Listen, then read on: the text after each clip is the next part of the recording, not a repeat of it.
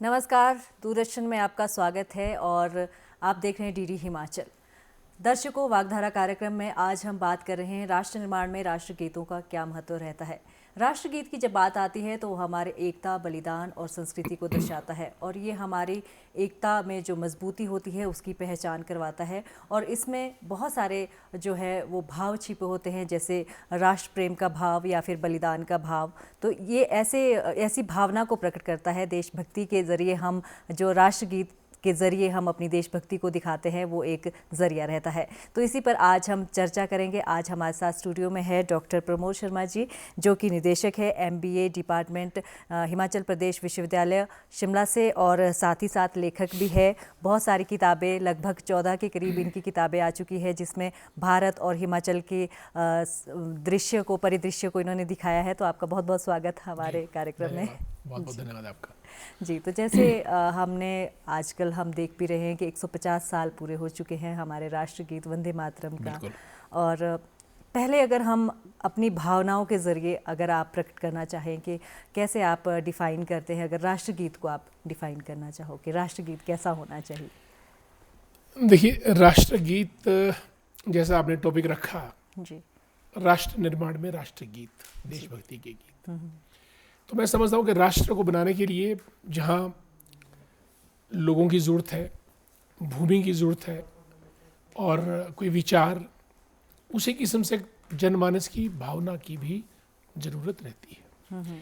और ये भावना मैं समझता हूँ कि शब्दों और संगीत जी, के माध्यम से बहुत अच्छे तरीके से प्रकट होती है। बिल्कुल। और अगर आप पूरे भारतवर्ष के इतिहास पे नज़र डालें तो कहीं ना कहीं गानों ने, शब्दों ने, भावनाओं ने, संगीत ने जनमानस को उद्वेलित किया, जनमानस की भावनाओं को प्रज्वलित किया और एक ऐसी मिसाल बनाई जिस मिसाल ने पूरी की पूरी मातृभूमि को आलोकित किया, प्रकाशित किया। तो मैं समझता हूँ कि राष्ट्रगीत हमको इसलिए चाहिए, और समय समय पर अनेक गीत आए जिन्होंने शौर्य, साहस, बलिदान, कर्तव्य और साहस, हौसला, न जाने किन किन गुणों का समावेश किया जनमानस के अंदर। तो राष्ट्रगीत जो है वो इस किस्म का काम देश के लिए करता है और देश आगे बढ़ता है। जी।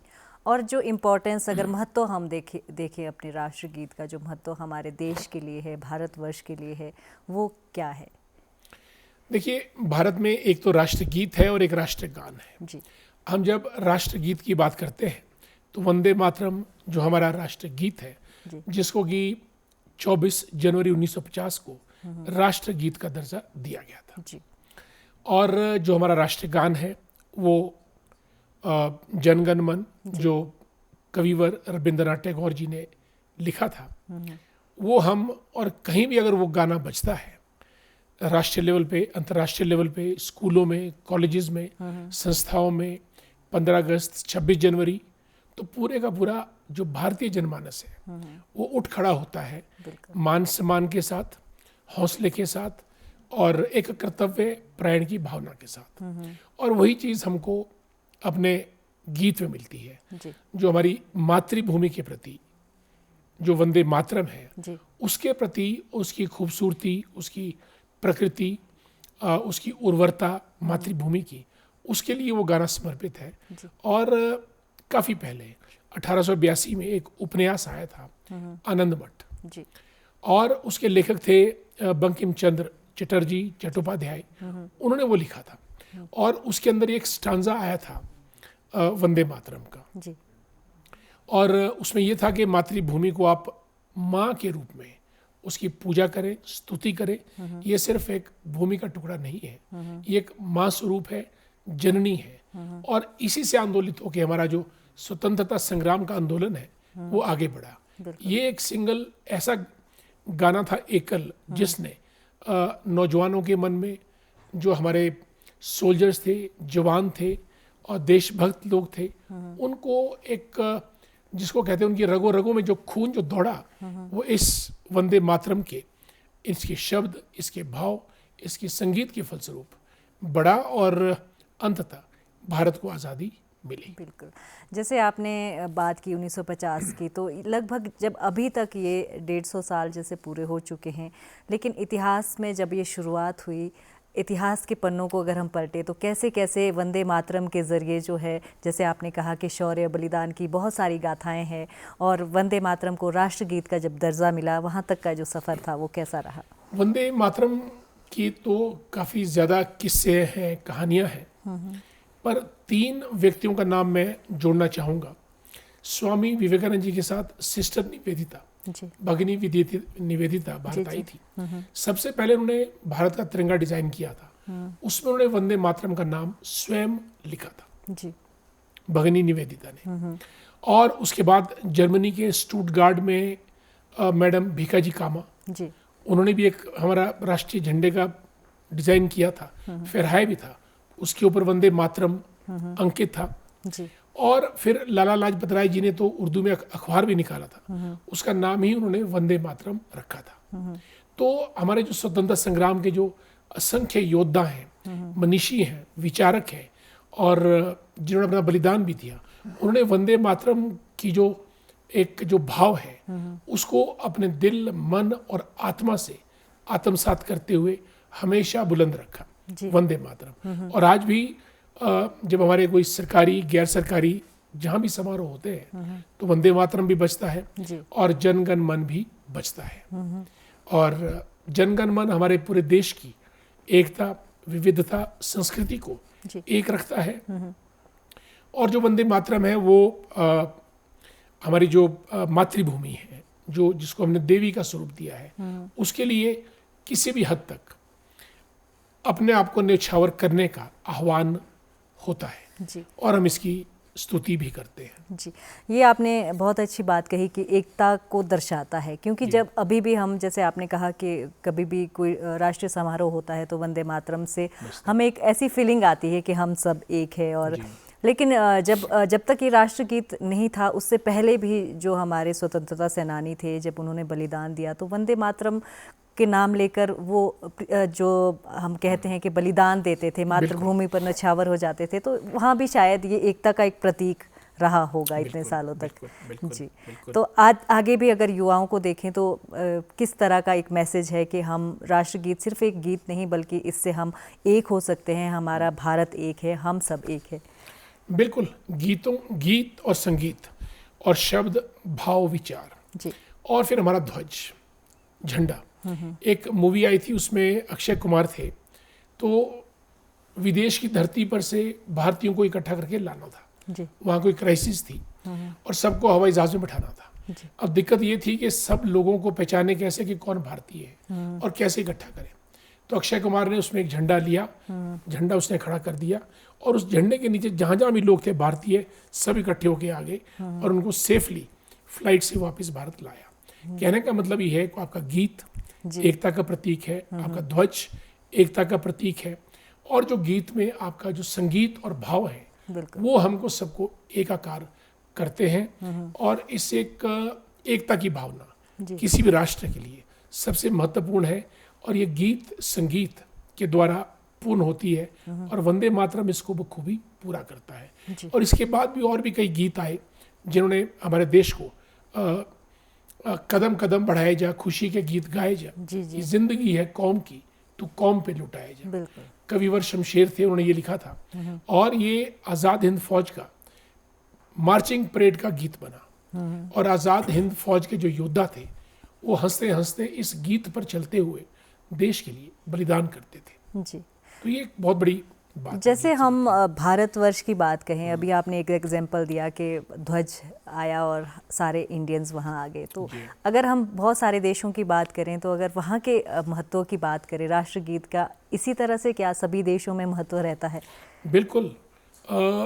जर्मनी, फ्रांस और अमेरिका का जो राष्ट्रगीत है हैंड बैंडलर टाइप से कुछ बोला जाता है जी। तो जब उसको वो बजाते हैं तो पूरा अमेरिका अपने सीने पे हाथ रख के ट्रस्ट, विश्वास से अपने देश को याद करता है। जी। और यही चीज़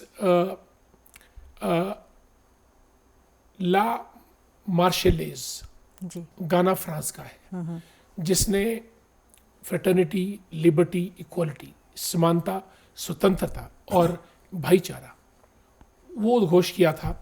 और वहाँ का राष्ट्रीय गीत ला मार्शलेज, जी वो भी ऐसे ही बजता है।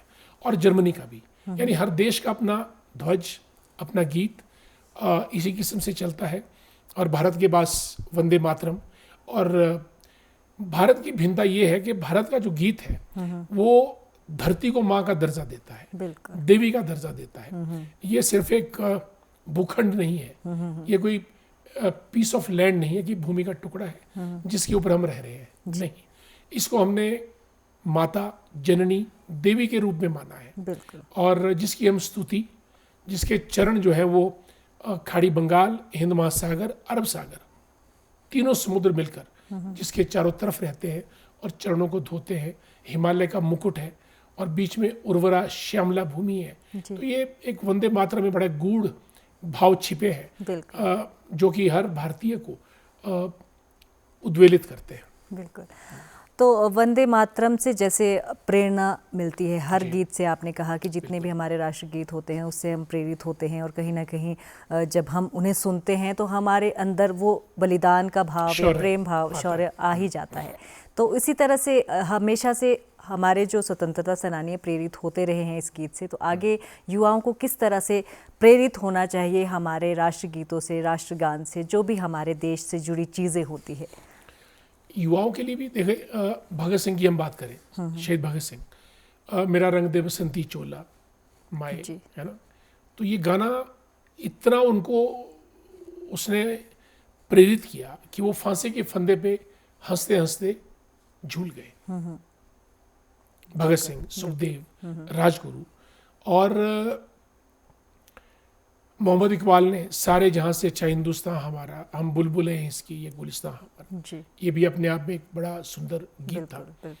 और दे दी आज़ादी हमें खड़क बिना ढाल, आज़ादी के संत तूने कर दिया कमाल। तो ये जितने भी गीत हैं ये हमारे समारोह पे बजते हैं। और आने वाली जो हमारी जनरेशन है, पीढ़ी है, उनके लिए अगर आप आज की मूवीज़ देखें जो देशभक्ति की आती हैं, बॉर्डर्स मूवी आई थी पीछे, चक दे इंडिया आई थी, उसमें ये देशभक्ति के गीत, मनोज कुमार बहुत बड़े डायरेक्टर थे जिन्होंने पूरी की पूरी जो फिल्में हैं वो देशभक्ति पे बनाई। तो आने वाला युवा, मैं ये समझता हूँ कि हमारे अंदर, हम में से सबके अंदर बहुत गुण हो सकते हैं, हर एक के अंदर होते हैं, लेकिन पैट्रियटिज्म, देशभक्ति का गुण अगर एक हम सब लोग अपने अंदर समाहित कर लें तो हमारे अन्य गुणों में चार चांद लग जाते हैं। क्योंकि अगर देश जिंदा रहेगा तो हम सब जिंदा रहेंगे, और अगर देश जिंदा नहीं रहेगा तो फिर हमारे जीने का कोई अर्थ नहीं है। इसीलिए ये जो गीत है हमारे, वंदे मातरम है, जनगण मन है, और जितने भी देशभक्ति के गीत हैं, ये सब हमको उस डगर पे ले चलते हैं जहाँ राष्ट्र सर्वोपरि, हम उसके बाद। ऐसा मेरा मानना है। और नई पीढ़ी को तो ये सीखना ही चाहिए, करना भी चाहिए, और कर भी रहे हैं। हमारे पूरे जितने नौजवान हैं सीमाओं पे जो लड़ते हैं देश के लिए, वो सब नौजवान योद्धा हैं, 18, 19, 20, 21 साल के नौजवान, और हंसते हंसते वो मातृभूमि के लिए लड़ते हैं, और उनकी वजह से हम सब जगह से फील करते हैं। बिल्कुल। और माना भी जाता है, अगर हम देखना चाहे तो जैसे हम घर से दूर रहकर हमें घर की याद आती है या फिर जन्मभूमि की याद आती है, वैसे ही हमारे लिए मातृभूमि है। और अगर हम देश से बाहर कहीं जाएंगे तो ज़रूर हमें अपने देश की और ज़्यादा जो इम्पोर्टेंस है वो याद आती है, और इम्पोर्टेंस भी पता चलती है कि क्या इम्पोर्टेंस है। कुछ आपके बारे में भी हम दर्शकों तक बताना चाहते हैं। आपकी बुक्स आई है जिसमें आपने भारत और हिमाचल के बारे में लिखा है, तो उनके बारे में बताएं कुछ बातें अगर आप बताना चाहते हैं। जी बिल्कुल। किताबें 13-14 बुक्स मेरी आई हैं। मैं 2-3 बुक्स का जिक्र करना चाहूँगा। एक तो हमारी Himachal the paradise of India, Himachal Bharat का स्वर्ग। जी। हिमाचल जितना शांत, समृद्ध और जिसको कहते हैं कि आप भावों से परिपूर्ण और प्राकृतिक खूबसूरती और शांत प्रदेश, मैं समझता हूँ पूरे भारत में कोई प्रदेश ऐसा नहीं है जो हिमाचल है। तो हिमाचल को एक धरती पे स्वर्ग, भारत का स्वर्ग कहने में कोई अतिशोक्ति नहीं है। और दूसरी हमारी किताब थी India the next super power, जी। ये 2007 में आई थी। आज जैसा कि प्रधानमंत्री मोदी जी ने आह्वान भी किया है कि 2047 का भारत एक विकसित भारत बनेगा, एक भारत श्रेष्ठ भारत। तो उसी को उसी आइडिया को लेते हुए हमने 2007 में लिखा था कि भारत एक विश्व शक्ति बन सकता है। तो हमने इस किताब में पूरे भारत की जो ताकत है, कमजोरियां हैं, हमारी संभावनाएं हैं, या हमारे पास क्या क्या चीज़ें की जा सकती हैं, उनको मिलाकर किताब लिखी थी कल का भारत एक विश्व शक्ति। ये 2007 की बात है जी। और उसके अलावा किताबें हमारी कुछ बिजनेस इकोनॉमिक्स को लेके हैं। और स्टीव जॉब्स जो एप्पल कंपनी के सीईओ है जी।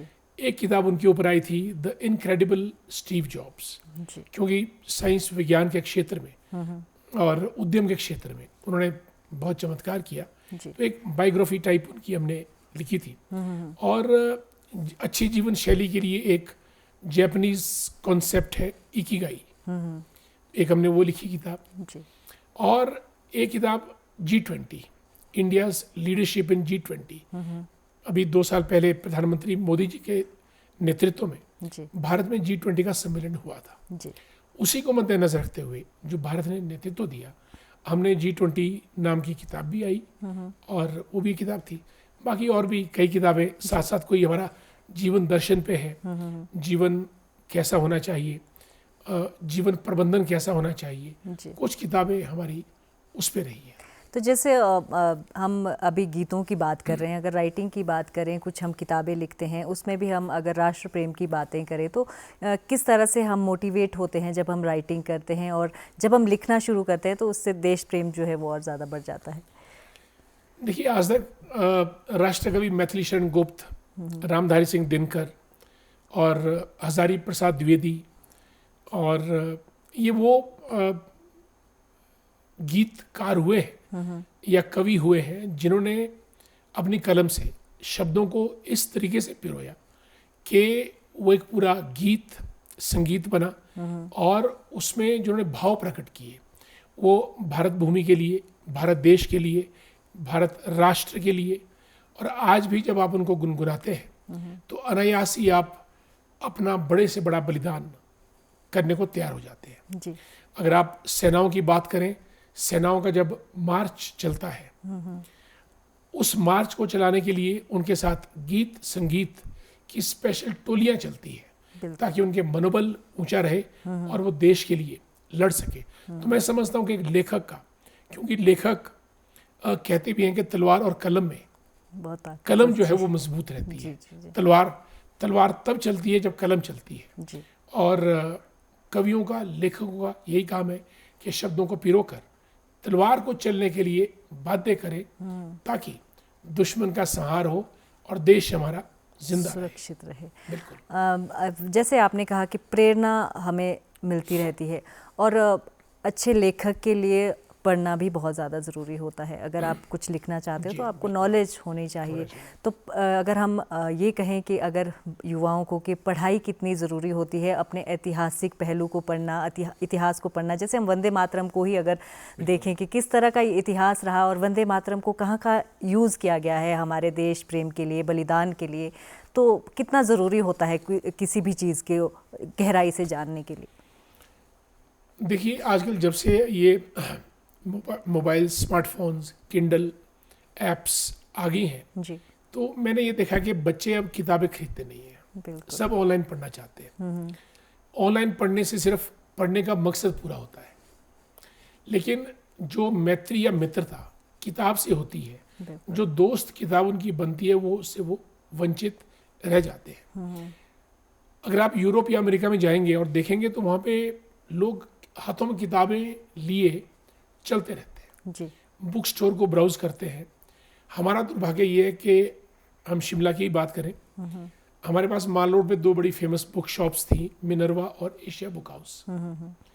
दुर्भाग्य ये है कि एशिया बुक हाउस को बंद होना पड़ा जी, क्योंकि किताबें लोगों ने खरीदनी बंद कर दी। तो मेरा ये मानना है कि लेखक बनो या चिंतक बनो या आपको वक्ता बनना है, श्रोता भी बनना है, किताब पढ़ना बहुत ज़रूरी है, बिल्कुल और एक अच्छा रीडर ही अच्छा लीडर बन सकता है। बिल्कुल। और लीडर हमको हर क्षेत्र में चाहिए, विज्ञान, अध्यात्म, समाज, ब्यूरोक्रेसी, हर जगह हमको नेतृत्व की ज़रूरत है।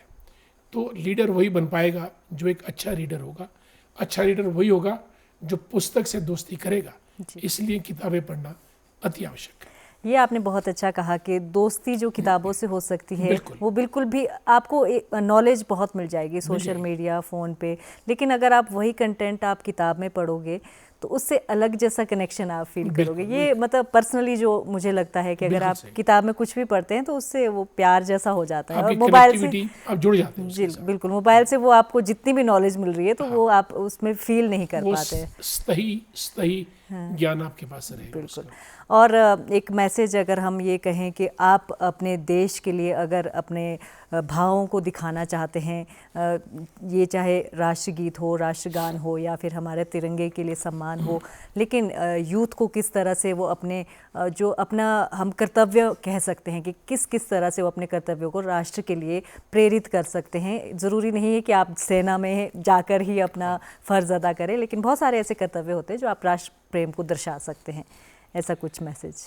देखिए, मैं ये समझता हूँ कि हमको हर रोज़ देश के बारे में तो सोचना चाहिए। जी देश को हम ग्रांटेड लेते हैं कि भारत हमारा देश है, लेकिन हम इसके बारे में दिन को सोचते नहीं है कि हमने कहीं कोई पत्थर उठा के रख दिया, कोई झाड़ी उठा के साइड में कर दी, किसी पेड़ को हमने कटने से बचा दिया, या हमने किसी नागरिक का भला कर दिया, या पर्यावरण को किया, या समाज सेवा की।